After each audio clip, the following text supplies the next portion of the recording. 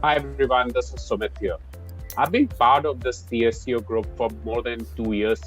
And initially, in the beginning, when I joined this group and I was informed about this group, I also felt little apprehensive about that.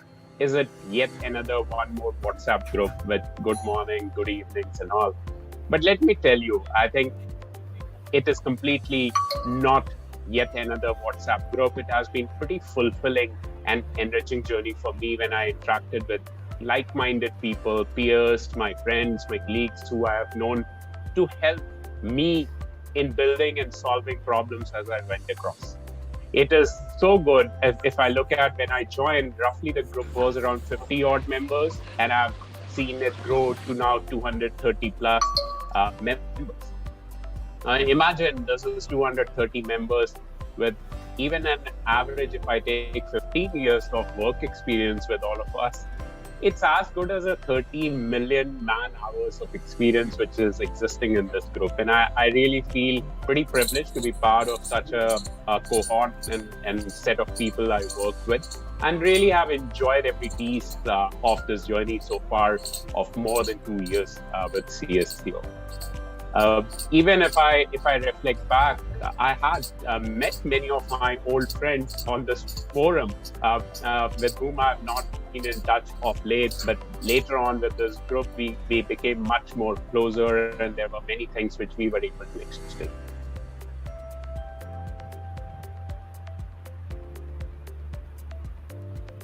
Now, if I look at the USP of this group, which is how I say 30 million man hours of experience across industries, across spectrum of practitioners, service providers, also for academia sort of insights, it has been pretty rich journey. And I guess these platforms also serve a good purpose of us trying to leverage on the learnings of each other. And I think that is where one of the big benefit to us was the pandemic period. I think the entire industry required a lot of people to come and share what's going on because life was changing every day and no one had a playbook to go and refer to. And I think such cases, this kind of group becomes very relevant that you had someone's experience helping others to solve a problem. I mean, really hats off to the team to think of even COVID war rooms, which were created of these supply chain professionals who were helping people with remdesivir in some cases, hospital appointments, logistics is not working. There's an emergency. How do I get to that particular piece faster? I think that's the true power of having set of people thinking alike and really helping out each other. What I also enjoy, and I feel that is also pretty unique, that it also brings a lot of knowledge sharing sessions. It is webinars which are there from wide range of topics and subjects like mindfulness, even to how do you set up a new company and what do you do for financial in such a companies. So it has been pretty good. I guess the power again and again of industry experience, people ready to help and offer their experiences on certain things is always a great way to learn and grow. And that is what I have also seen, and wish them also all the best for the coming years, which is also going to be equally exciting and tough for all.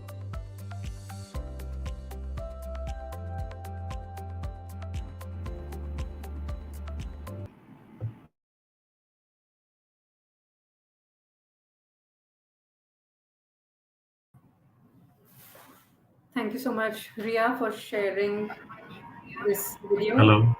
Hi, Akhil. Good morning. Hi. Good afternoon, actually. All right. So as we start, I'll request Arpita to please share screen. Sure, Swati.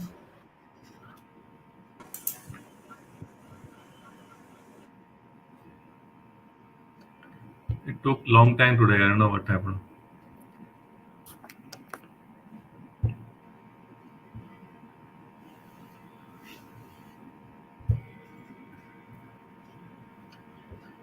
Great. Thank you, everyone, for joining us at today's MasterConnect, which we at CSCO Genie are hosting in collaboration with Celerity Supply Chain Tribe.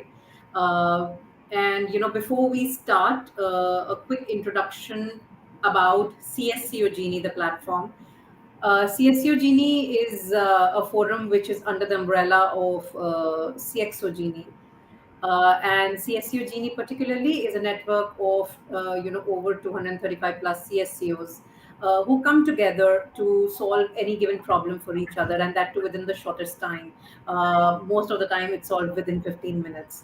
Uh, you know, CSCOs find CSCO Genie like a mastermind concept, right? That's our core. This mastermind concept was used by Napoleon Hill in his book Law of Success, and he's defined it as the sum of total of minds of two or more people, who come together as a peer-to-peer mentoring group. They solve problems for each other, and they give advice to each other, and this can be personal or professional. This is something that is at our core, and not only at CSU Genie, but also at our other forums, which are CFO Genie, CHRO Genie, CMO Genie, and Founders Genie. Uh, we like to say that we stand strong on the three pillars of CXO Genie, as we like to call them, and these are the quickest solutions that I mentioned to you already. These solutions are of the highest quality simply because we have over 15,000 plus cumulative years of CXO experience amongst us, and of course the cost effectiveness of the platform. Our forum is an invite-only forum. So if you would actually like to refer someone, who's a peer, maybe a CFO, or CHRO, or CSCO, you can see the referral code on the right side of the screen. You can actually just scan the code and refer a peer. And of course, we have a referral reward program running there with Amazon vouchers to be won as well. I'll take a short pause. On our forum, there are upcoming webinars also coming up today itself. There's one on psychology of angel investing by Mr. Vinay Bansal. And then we have another one coming up on 3rd September. You can see the QR codes right there. You can scan them itself. And we can also, of course, share the links on the chat window. Ria can help me there. Um, all right, thank you. Arpita, if you can change screen and we can start the session. I would like to introduce you to our moderator of today's session, Mr. Balaji Reddipalli. He heads the supply chain for consumer products at Borosil, and he's backed by over 30 years of experience in the supply chain industry in consumer goods. He's got hands-on experience in India, delivering global supply chain transformation projects, rounded off with business management experience. Before this, his other stints include Carlsberg, Pepperfry, Britannia, and Cadbury. Balaji has sound expertise in supply chain management, change management, quantitative modeling, and digital transformation. And he comes with a BTech in electrical engineering, MTech from IIT Madras, and MBA from IIM Kolkata. Welcome, Balaji. Looking forward to you running this session and the show today. I'll hand it over to you to introduce our speakers for the session. Thank you, Swati.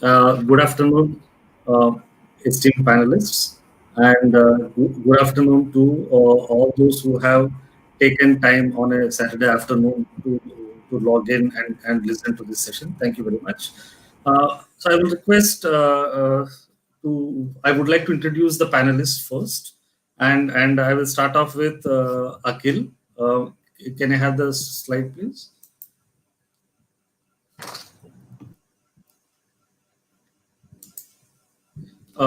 Okay, so our first panelist is Mr. Akhil Srivastava. He heads planning and logistics at AB InBev for the India and Southeast Asia business unit. And as we know, AB InBev is a big player and behemoth in the beer industry. Having worked in the beer industry, I can vouch for that. Akhil has extensive knowledge in the supply chain, and he has worked with both. He has worked at both ends of the spectrum. He has worked in Fortune 500 companies as well as he has worked in startups, and he has got a very high exposure to supply chain using US age technologies. he has got a very esteemed background. He has been a Tata and a Forbes scholar, and he is using modern tools like design thinking and working on supply chain to improve the profitability in the business. Currently, he is doing his best to give us the best beer possible that AB InBev with its portfolio of beers has, and we certainly look forward to that. Thanks, Akhil, for joining us today. Thank Moving you. on, Thank we will you. move. Thanks. Moving on, we will move to the next panelist, which is Mr. Rahul Gupta. Rahul has extensive experience of 25 years working in various domains. He started off his career by working with GSK, which is a big consumer goods company, and he worked in procurement there. Moving on from there, he is currently vice president for procurement for Amway, which is one of the probably the biggest multi-level marketing companies globally. He has extensive experience across multiple different parts of procurement, which includes commodities, global sourcing, capex, business partnering, contract manufacturing. So he has change management, risk management, and also he has experience in managing global teams. That's about Rahul, and welcome, Rahul. Look forward to interacting with you on this panel. Thank you. Our last panelist is Mr. Yashpal Negi. Mr. Yashpal comes with 30 years of experience in the automobile and the air conditioning industry. He is with Subros for the last 19 years. As we know, Subros is a leading player supplying air conditioning units to all the major auto manufacturers in India. And he has led the team very well in Subros, testimony being the awards that he has got from multiple forums, including the award from Frost and Sullivan. Prior to that, he has worked in both the automobile as well as in the heavy machinery industry, having worked with LML, JCB, and Hitachi. He is a graduate in mechanical engineering and he has got an MBA from IIM Kozhikode. He is also a very process-oriented person and he has worked. He has also certified in Six Sigma Black Belt. Thanks, Mr. Negi, for joining this session. Thank you, Balaji. Okay, so let us move on to the topic on hand.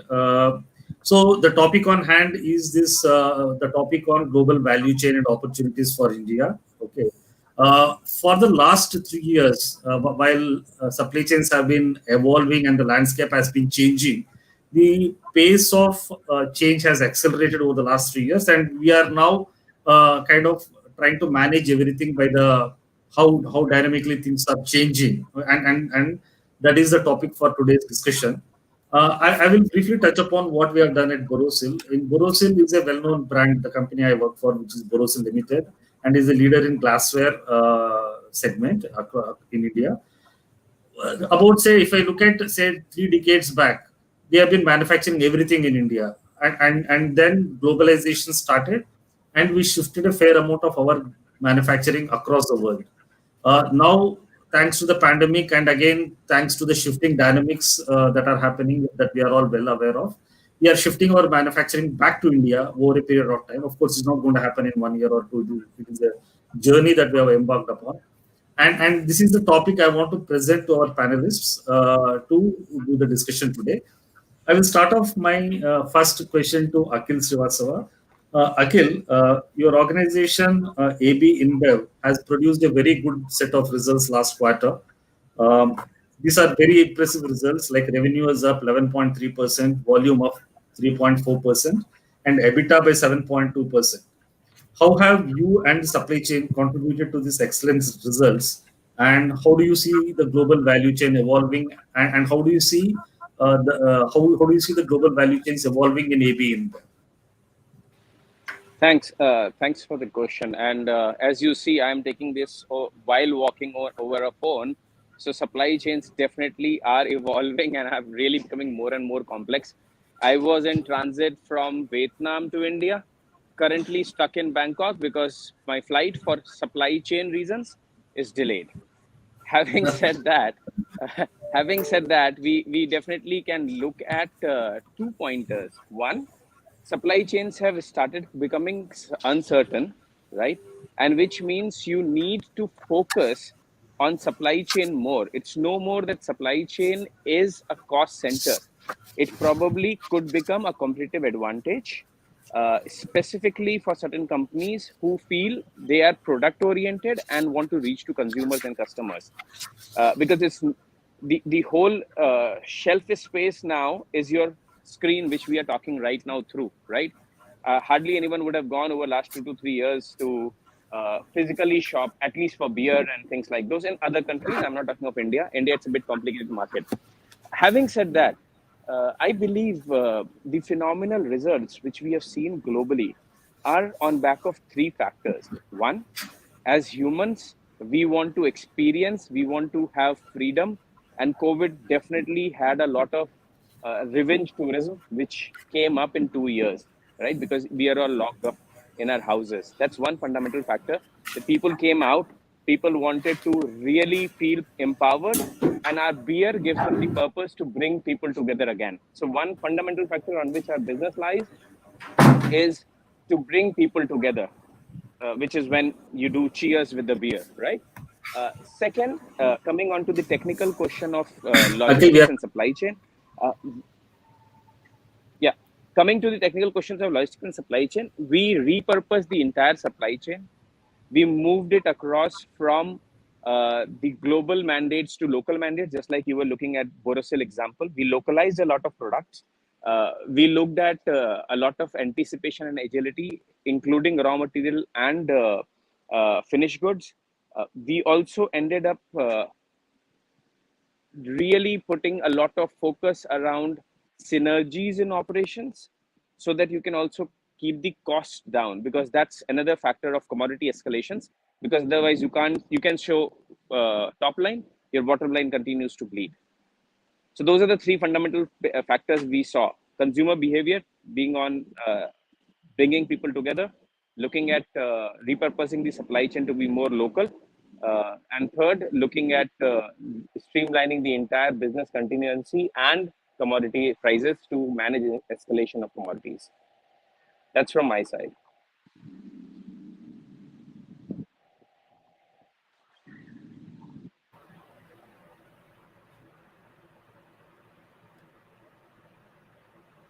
So, everyone, can you please put your camera on so that we can take a picture with a good smile?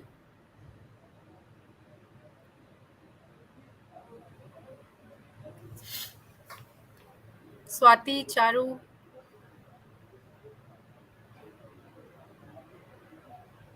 Balaji. Yeah, I think Balaji had gotten logged off. Just give him a I moment. think, yeah. Sure. So, Charu, sorry, you I can had just switch on your camera.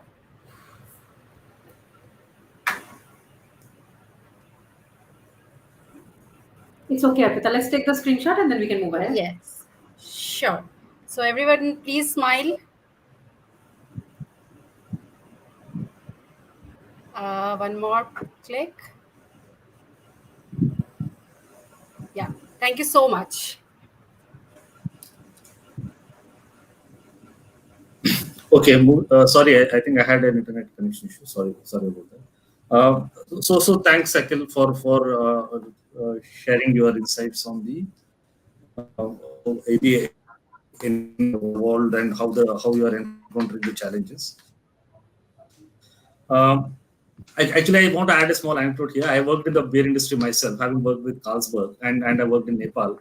And there we used to procure practically everything that went into the beer, like sorry, the malt and barley were imported from India and Europe. Okay, and the bottles came from India, hops from Europe, and even the pull off cap, the caps came from India. And the joke was that only the water is from Nepal. So it was like it shows the nature of the industry, that it is a very globalized industry, that the beer industry, and it is very true that a lot of materials are sourced across the world for any organization.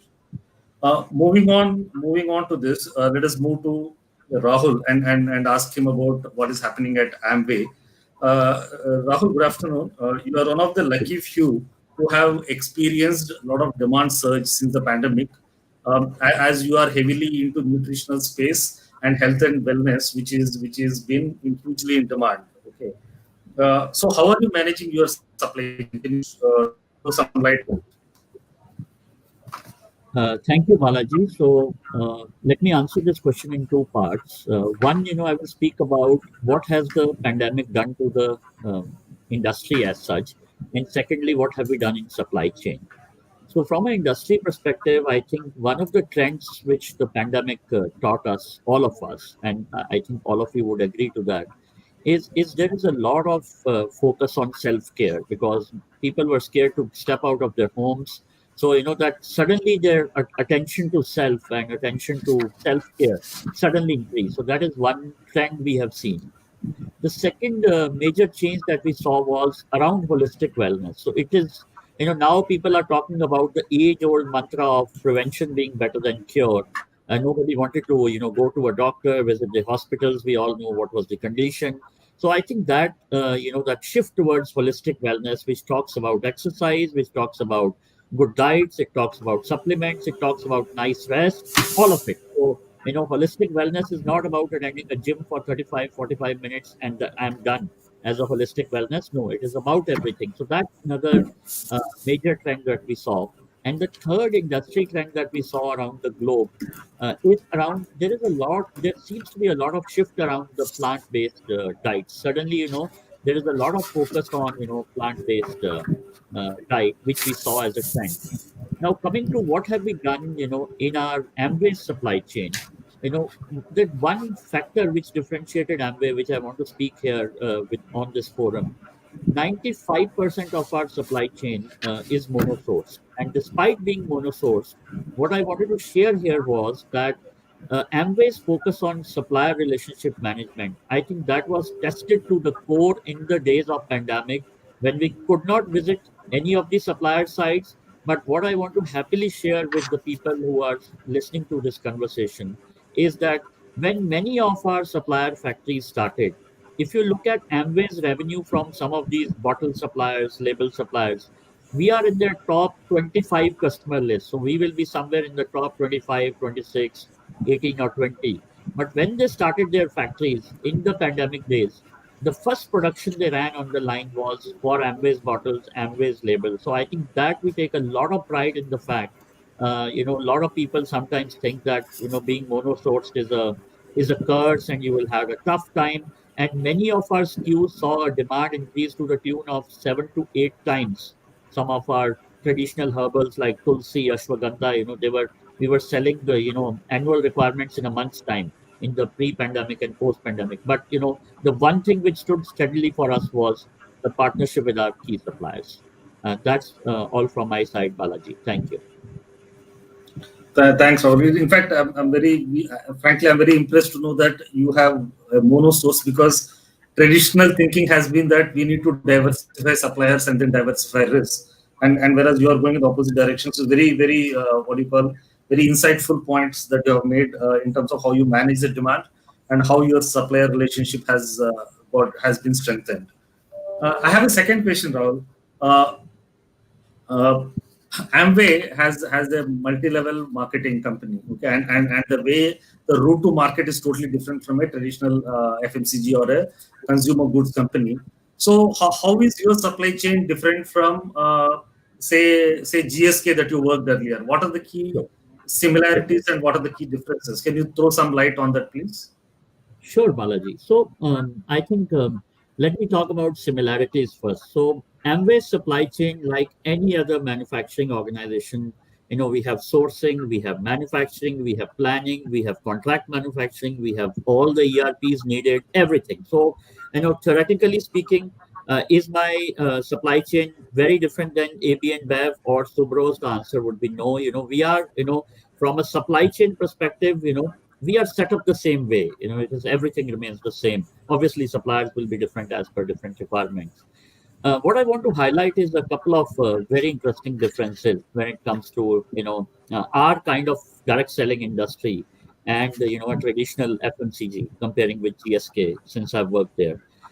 Two differences I'll speak to this group here. The first biggest difference which I have seen with a direct selling industry, the feedback mechanism, good or bad, is super instant. What I mean by that is, let's say, you're using a product in your washroom today morning, a shampoo from any reputed brand, and let's say the pump of the shampoo is not working.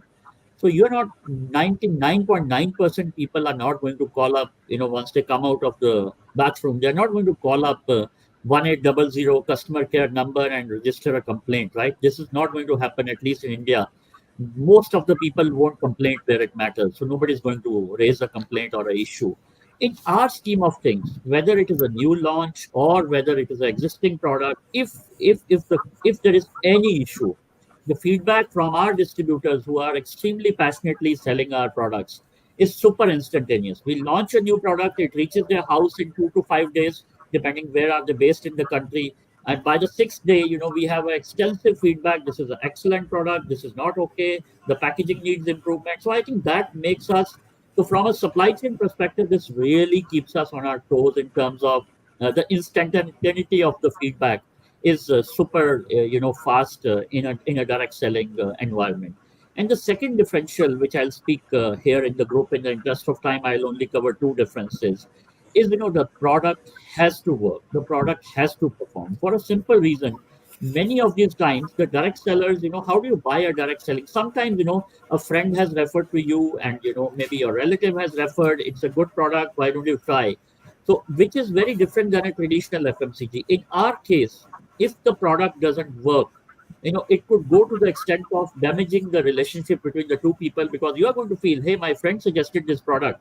It is a nonsense product. It doesn't work. So he will start doubting his friend in terms of his equity, right? Which may not be the case with a traditional FMCG. We're not going to complain and go anywhere. And we normally joke in Amway that if we show you our rejected packaging materials, we can nearly bet that 9 out of 10 people will not be able to physically see with the naked eye why a packaging material is rejected, because somebody from quality will say that hold this carton 1 feet away, and you will be able to see a smudge in the this particular line. So that is the extent to which we are mad about quality, because just as a statistic, Amway has a 100% money back on the products that we sell in the market. So anybody not happy with our product, even if he or she has opened and used it, he could return it, and the returns that Amway gets is in decimal percentages, just to share with this group.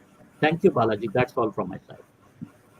Wonderful. Thanks, Rahul. And in fact, I'm very, I think very commendable that your returns are in decimals, because typically for the industry, it is much higher, and especially for the industry you are dealing with. And second thing is the trust and the underpinning in the product. I think that is something which is a unique feature of Amway, which stands for. Thank you. My next question is to Mr. Yashpal Negi. Yashpal, good afternoon.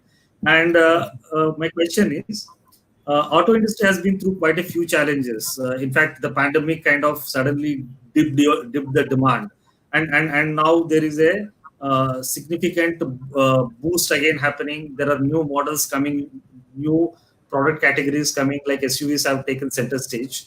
How are you dealing with both the demand drop and the demand revival now from Subros? Yeah, thank you, Balaji, and good afternoon to all. So Subros, as we have a 40% market share in auto industry, air conditioner in India. And we have diversified not only the passenger car, we sell air conditioners to trucks, buses, even the railways, and that too even, home appliances like home ACs. So now, considering the main supplier to the OEMs, since last 2.5 years, all these 5 C's, everybody knows, like it started from COVID-19, then chip shortage, then container cost and transit time, commodity prices, and finally the conflict between Russia and Ukraine. So all these 5 has really shown, the different way how every month was the challenging. So, it started from February 2020 when there was a lockdown in China. And along with the key component supplier, we reviewed with our OEMs, including the mapping tier 2, tier 3, and raw material. It was a big challenge that sometimes most of the last supplier of the chain is only in China for everyone. So that shows how the complete value chain is mapped. So that has really given us the leverage, and almost 90% suppliers were dependent on China. When lockdown started in various countries, even including India, all suppliers generally reduce the forecast of chip manufacturers. Thank God we don't have chip in our system, but without others also we can't make our product. So finally, what happened? These chip makers they diverted this auto component capacity to the consumer durables, as there was a big demand for laptop, phone due to the work from home and all those things. And this complete chip market of the auto industry is hardly 10% of the total market. So when after COVID, when this lockdown started, they start coming off easily, and then finally the new norms of chip lead time became minimum 3 to 5 months. So that's why there was a big challenge, after when lockdown was off, then there was no visibility of semiconductors, and that too 85% of the total semiconductor it comes from three countries like Taiwan, that is 65%, and it then further it is between South Korea and China. So coming to the container, if you see the container cost from China, 40 feet fitter went up to 9,000 US dollar as compared to 450 US dollar at pre-COVID level. And shipping transit time, it went up to 25 to 40 days, which used to be only 15 to 20 days. So considering the commodity, if you see it was increased up to 60% for aluminum, steel, copper, and plastic. So everything was different challenges, and due to this Russia and Ukraine, the supply of especially the nickel and palladium was the issue for at least for EV market. So to mitigate all these risks, it is not that we were waiting for this as a Subros, because customer focus is the key, and production loss is a crime for us. So we already had ERM, means enterprise risk management system, since last 3-4 years, and our major focus has been especially year on year basis we have to do localization. And if you see, since last 5 years we have reduced our import content from 30% to 15%, and next 3 years we have a target to make it only maximum 7%. And we always have a policy for minimum 2 suppliers for critical import and structured supply engagement. Basically, we should not take any supplier for granted, even for the small part, like the chip, where the nobody thought, because it was having so much inventory and everything, nobody thought that this is a big complex value chain. So it means we have to have a supply relationship, and I'm happy to share with you that in Subros, almost our 70% suppliers are more than 25 years associated with us. So with respect to demand of OEM today, thank God now, as OEM work closely with the suppliers, even including the chip supplier now, and finally they do some combination of chips, because today, of late, everything was with the chips, even the door opening, even the key, everybody is having the chips. Then finally they, commonize the design and everything. And today I'm happy to share that next 6 months are really great, and most of the OEMs will be working as per 100% capacity. So that is starting point, Balaji, for the first question.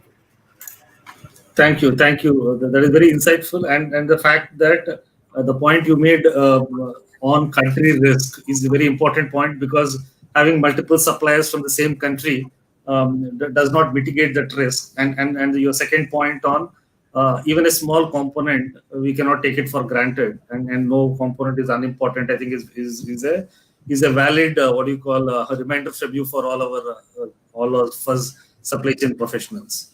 So moving on with that first round of questions, I want to move on to the second set of questions. Let us now focus more on the risks and opportunities. So we now have inflation, which is galloping, and even a mature country like developed country like US, is grappling with a high inflation, which they have not seen in the last 40 years. Okay. So my next question, and I will go to each one of the panelists to ask the same question, is that how are you dealing with inflation, and how are you, that is first part of the question. The second is, the global political situation is changing rapidly. Like we have the Russia-Ukraine war, which everyone thought will get over very fast, is continuing for the last 6 months, and there is no signs of it ending. And second is, there is a tense situation on the China-Taiwan side. So with the galloping inflation and on the other side of a very rapidly changing political situation, how are you grappling with the risks? So I would go first to Akhil and pose him the question, saying that how are you dealing with this, because you are globally diversified, you are a big MNC dealing with here. So Akhil, what is your take on this? Yeah, so Mr. Balaji, I believe that's one of the biggest question for every business, because the whole purpose of business is itself and be profitable, right? The biggest concern right now are, as some of the co-panelists also suggested, commodity conflict containers. Uh, all these three have been going up and up and up. And by that, I mean this is significantly a very disturbing scenario for any corporate of size, because whatever scale you have, you multiply it by the index of inflation. Uh, how to cope it up is three ways. One, pass on the price. In certain businesses and commodities which are open and you are free to take a price versus market insight, it's easier. In alcoholic beverages, specifically in some markets like India, it's really difficult to take up the price hike because it goes through a channel of government approvals, etc., etc. I'll not go deeper into it, but so what triggers is you will have to continue performing better, having better operational excellence, and having efficiencies at each step of time. There is no way that a company can afford to continue having, an excess inefficiency like inventory, like cost of carrying inventory, like obsolescence, etc., etc. And hence, it's a very, very tight rope on building. If you can't pass the price, you will have to absorb the cost, which means it has to either be onto the commodity based operational efficiency, or it has to be on further networking, like, for example, secondary source of supplier, a strategic supplier planning, and other routes where strategic procurement comes into picture. So in short, either you pass on the price to consumer. In our industry, less likely.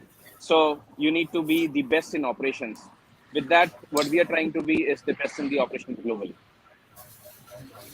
Yeah. Okay, thanks, Akhil. Fantastic. I think you are having a very challenging task on hand because due to the way the excise duty and structures are there in India, you cannot take a price rise as a typical consumer goods company can take. True. So I think the focus on operational efficiency and cost is a very very key challenge that you are dealing with. Thanks for that. Moving on to Rahul. Rahul, how are you managing with inflation? How are you managing with the risks, and how are you dealing with things like sea freighting? What is your take on this? Sure. Thank you, Balaji. So, first things first, I think, and many of our panelists and the listeners would have felt the same way. I think inflation in the past few months came as a level two measure. The level one measure actually was availability. It was like product not being available at any cost. Forget the inflation piece. So we have, as a supply chain, been grappling between, first working on, as I call it, assurance of supplies, right? So we first need to speak about the assurance of supply piece first, and then we talk about the inflation piece. So that was level one. The second understanding that we have built in our Amway world about inflation is that this is not a short term tactical thing. Inflation is going to stay for the next some time, is what we anticipate.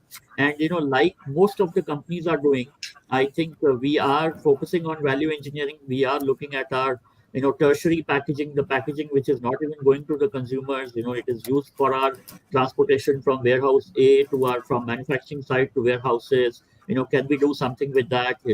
We are in fact even challenging our ordering runs. In terms of we looked at some of the commodities where the number of orders per month were significantly high, and we are kind of looking at that if we reduce these runs, is there an opportunity to save money on a little higher production cost from the supplier, lower transportation costs. So those kinds of things is what we are doing. And the last thing which I would mention, which is working well for us, is gone is a time of focusing only on level one suppliers. I think one of the learnings, the big learning we had from the pandemic, and the current geopolitical situation is we cannot be, as a supply chain, as a procurement, we cannot be happy knowing only our level one suppliers, because which input for that supplier is coming from Ukraine or Russia or some other country where we have embargoes, has to be fully understood.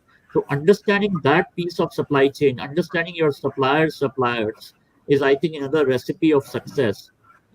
Which we feel which will certainly help in taking care of the inflationary pressures as well. Thank you so much, Balaji.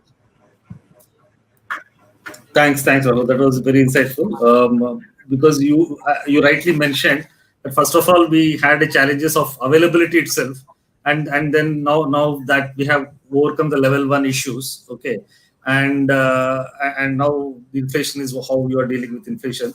Uh, I would like to ask the same question to Mr. Negi. Mr. Negi, what is your take on how you are dealing with inflation? Because somewhere the automobile industry, I don't know how price sensitive it is, and what is your take on? Uh, I'm sure some of your components are imported and some are made in India. So how do you balance this out? How do you deal with inflation? Can you throw some light on this, please? Yeah, thank you, Balaji. So as you know that now this VUCA world has become a new normal now. And especially for auto industry, such a competitive market, inflation is a little part of it. But every year, every time we have a big challenge.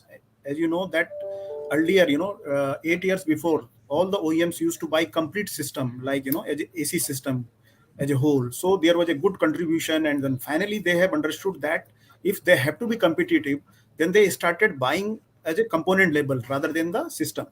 So means earlier as a complete system for one car used to be there. Now today it is not a guarantee. Means either they will give you compressor or they will give a condenser or radiator and HVAC. So that big challenge has come. Every time we have to be on toes. And as you rightly said that last time that nowadays every 3 months there is a new model coming. So even if suppose for example of any car, even in a minor change, they will give the new RFQ. It means no business is certain. Means if any minor change is suppose in Maruti of Alto or any car, then they have to give new RFQ. Means everybody has to quote. It means, and that quote might be maybe 20% less than the existing one. So that is a big challenge. So that's why for us it is only not a component cost, even design cost, VAV and everything, even the localization. That's why is the key. Otherwise, we can't compete even with the existing product as per the new modification. So that's why we completely work with our suppliers with respect to VAV, whether it is a yield improvement, productivity improvement, waste eliminations, and we believe on the total acquisition cost, because sometimes if you map the cost, you will find even the packaging and transportation is too high. So, for example, today we have a pan-India basis, so many plants. Then we have to, ensure make or buy policy and see which part has to be, within the customer point of view. So this is the cost. And secondly, finally, it is coming when the sustainability of supplies. Today, forecast may happen even the 20% plus or minus, because it depends on the availability of the chip. So as a supplier, we can't say, our customer that your variation is so high. So we have to budget that. And that's why we have to keep balance between inventory versus air freight. Because sometimes, unlike, these beverages and all, at least in auto, we don't have that, what do you call aging factor for the product and all. So if it is a running product and its, volume is high or say weight is high, it is always better to keep inventory rather than going for the air freight for any fluctuation. Because inventory cost is not so high. Because as you know, when this container problem was there, even the air freight cost has gone higher. And air freight also took sometime 8 days. Generally, air freight is, like dead body to bring from any country. But even if you plan, some component by air freighting, it took a lot 10 days. So it means if you don't have inventory, you have gone. And, at the cost of air freight and other things. So that was the second area which we have to keep on taking care. Third is the localization. I will just give you 2-3 examples. We were lucky to have, there for all HVAC, there is a blower motor. And we supply almost 1.2 million, per year. So basically what happens, if we used to import this 3 years before, then we worked out, and we brought one Japanese supplier to India for the complete automatic line, because blower motor is a electric part, but the quality problem will be due to mechanical issues, offline process and consistency of the process.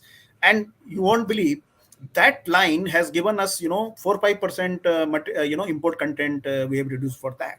Another point, not only these challenges, when these all 5 C's were the issue, some companies, even overseas companies or say global companies, it is very easy to declare force measures because, they can take care of other issues.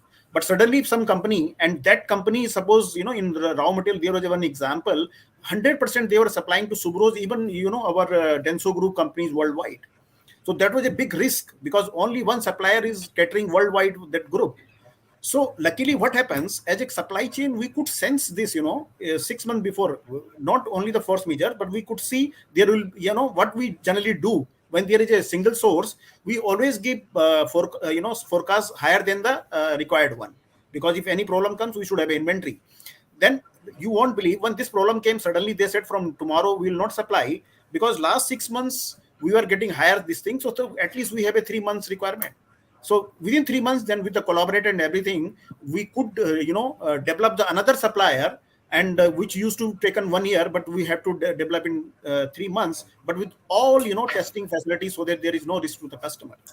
So these are the major things which are required to do that. Okay. Thank you. Thank you, Mr. Negi. I think you made very interesting points. First, for me, at least as an outsider to the automobile industry, we know that automobile industry has some of the most complex and challenging supply chains. But this move from a tier one suppliers, instead of procuring from tier one suppliers, auto companies are procuring components, and you have to again compete at component level. I think it is a huge thing, and that is a very new insight that we have. And the second one is in terms of inventory cost outweighing the air freight cost, and better to keep inventory is again a shift in thinking that we have undergone. And thanks for highlighting these 2 points. I would like to move on to the last round of questions to all the 3 panelists. So moving on. So having in the first round, we looked at what are the specific challenges each organization is facing. And the second one, we looked at the risks and how the inflation and global risks are being mitigated. Now, with all this going on, how do you see the future going on? Because there are multiple variables at play. We have discussed quite a few of these variables, but how do you see the future shaping up? Unfortunately, Akhil had to catch a flight, so he had to leave the meeting. So I will move on to Rahul. Mr. Rahul, can you share your thoughts on what the future holds for Amway in general and supply chains in particular? Sure. So I think, Mr. Balaji, the one thing I would like to mention is I think the big change which the COVID environment brought to the supply chain life is, there is a supply chain thinking pre-COVID and there is a supply chain thinking post-COVID. And what I mean, by that statement is that the world prior to COVID had only seen regional disasters and regional force majeure issues. We have seen floods in Thailand. We have seen, some instances of disruptions, earthquakes in some countries which are more prone to that. And we have seen very regionalized disruptions, if I can use that word. And, the supply chain, all of us as supply chain guys, we were very happy to have a China plus one strategy, if I can use that word, right? So we have a principal supplier in China, and we have a backup supplier in, say, for example, Italy. And we were very happy as a supply chain with that. The one major thinking which got shaken for all of us is we had not anticipated that the whole world order will be a chaos. We had no thinking that, the N plus one, China plus two, strategy is going to work. So that major mindset shift which has brought, which COVID has brought as a disruption to our life is that, guys, the whole world will come to a standstill. It is just a matter of timing, right? So it is, so China is not available, Italy is not available, something else is not available. So I think some of those mantras of, in terms of one, living with that uncertainty in the VUCA words, as one of our panelists mentioned before, we have to learn to live with those uncertainties. The second piece, which I would also mention, is that the world order, if we look at it currently, I don't want to sound very political, but it is at a very very mobile state of affairs. We don't have permanent friends or foes as a world. So there is so much of confusion, in the current environment. We cannot say that these two countries are the best friends. We don't know really what's going on, right? And if some of you who follow our external affairs minister who says that I'm not going to believe in a China axis or a US axis, and I'm looking at a third axis, which is the India axis. Now that's a point of view again. It's a very interesting point of view, I think. But some of the things which, as a supply chain, we have to be ready about is more localizations, the need for more agility, the things about Atmanirbhar Bharat that the PM speaks about so proudly. I think those are the things which, because whenever there is a crisis, what we are realizing is every country is now trying to secure their own interests first, for their own people first. So that's why we are seeing a lot of restrictions and a lot of stoppages around the globe. So I think that mindset will have to shift. That mindset will have to change, and I think companies who will be ahead, in the game, in that thinking, are going to survive. We cannot have a static mindset that I have approved a supplier here in this part of the world, I have a second source in this part of the world, and I am done. And I could simply use e-sourcing, and I could simply do with a little bit of a supplier relationship management, and I can sleep peacefully. Every day is a new challenge, and any challenge, obviously, we all know, is a new opportunity as well. So I think my biggest take in this current environment is, the biggest learning is the organization's ability to be agile to the changing business needs, which could change over a period of minutes and hours, is something which we have all to be ready about. So this has to be like the currency of working. So the stability is not a word which exists any longer. And I think from that perspective, always being ready and on our toes will differentiate great supply chains from not so great supply chains. Thank you. Well, thanks, Mr. Rahul. I think the key takeaway for me is your concept you said before COVID and after COVID. It is like a defining moment in our lives, where things we used to do in a certain way before, and now we do in a different way. And the fallout of the political situation and stability, I think these are very interesting point. Thanks for that. Moving on, Mr. Negi, you are from the automobile industry, and electric vehicles are the talk of the town. Okay, whether it is the business environment, or the government circles, or the logistics industry, we all talk about electric vehicles. And the question to you is, how is the shift to electric vehicles affecting you and automotive supply chains in general? Okay, I would imagine as a layman that air conditioning is required, very specifically, whether it is a internal combustion engine car or an electric car. What is your take on this? Because this is something which you meet everyone, a man on the street. The common discussion we have about shift to whether electric vehicles will shift to, or we will shift to petrol hybrid variants. So can you throw some light on this, please? Yeah, Balaji, at least last two questions were really, worrisome, and, what actions you're doing. But third question, I will happy to announce that how is the future going to be, right? So I will really touch upon the India's promising growth potential with respect to passenger vehicle requirement, especially. So if you see, in 1990, we used to be 15th rank in globally, for auto industry. 2020, we are fifth, and we are set to become, third largest automotive industry by 2030, right? So if you see why we are, we are expecting that, because there are almost four growth drivers for auto industry. One is growing demand, second is the opportunity, third is the rising investment, and finally the government policy support. So if you see, with respect to growing demand, if we compare number of cars per 1,000 individuals, right, as on date, Japan is having almost 600 cars per 1,000 individuals. China is having 173 cars per 1,000 individuals, whereas India is having only 32 cars per 1,000 individuals. So it means there is a growing demand. And why we say demand is there? Because opportunities, India is the world's, young population is there in India, and that too, there is a, middle class income is going up and up. Third is the rising investment. Today, high FDI flow is there. And finally, with a policy support, if you see, you must have heard about the PLI scheme for automobile and auto component, worth rupees 26,000 crores. So with all these growth drivers, we expect almost 6 million cars by 2030 in India. So now coming to EV, which is really a hype, discussion point nowadays. But if you see globally, if you see every country, whether it is China was well ahead from us, in EVs. But first they worked on the, two-wheelers, three-wheelers, and buses, and which will happen everywhere. So even in India, if we expect, by 2026, there will be 13 to 15% EV of two-wheelers, which we may grow further. But in case of three-wheelers, it is going to be 30%. But you won't believe, if passengers car will be hardly 3% by 2026, and by 2030, we expect EV only 10 to 15%, passenger car. So even if we go with the good pace, that. So with respect to Subros, we are lucky to have air conditioning system, whether it will go for EV and IC engine both. But as you know, IC engines still have a big share in years to come.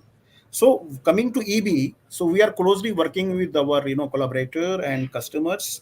But as we know, it's not easy. So we have to strengthen our designing and process capability along with the skilled manpower. So there will be a big shift, like IT companies, skills is mapping every years. Even in auto, now we have to come out of your IC engine design. So we have to have a skilled manpower, because today the risk is any startup can come and start doing that. So we have to have a ecosystem and complete system solution with respect to control panels and everything. So that we have to work out so that we are in the business. Thank you. Thanks, Mr. Negi. It has been a very interesting discussion. So just to summarize, I think the key challenges one takeaway, I have 3 or 4 takeaways, and then I will hand it over to Mr. Sood. Unfortunately, we may not have any time for question and answers right now.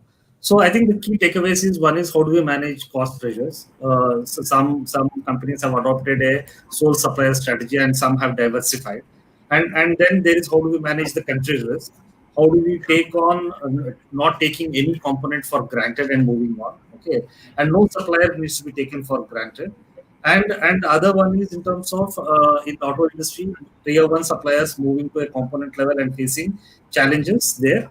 And cost of it is okay to have inventory, because air freight is much more expensive, was one of the takeaways we have. So summarizing, I think there are no simple solutions. I think each company has innovated in its own way. If you take the 3 companies that we had for discussion, which is AB, InBev, Amway, and Subros, I think we have very interesting points coming from each one of them. And I had a great time moderating this discussion. I hope all of you enjoyed the discussion as much as I did. And I would like to hand it over to Mr. Sood for his summary and concluding comments. Thanks.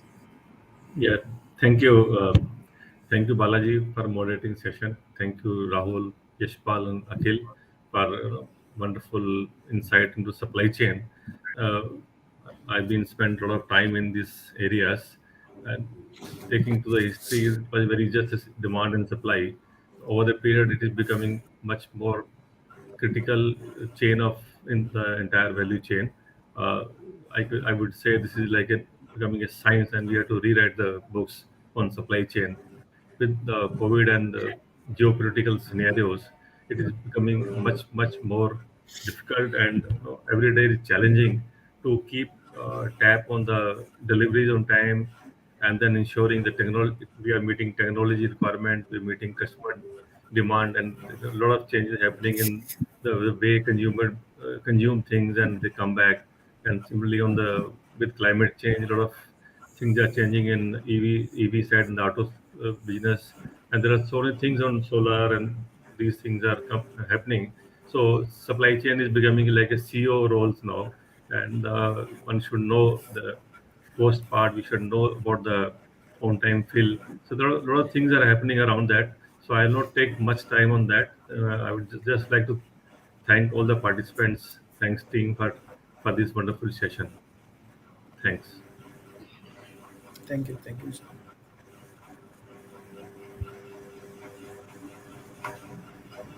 Great. Thank you all for joining us today. Special thanks to the panelists, for taking time out. And we sign off now. Have a great weekend, everyone. Thank you. Thank you. Thank you, Swati. Thank you. Yeah. Thank you, everyone. Thank you, everyone. Bye. Bye.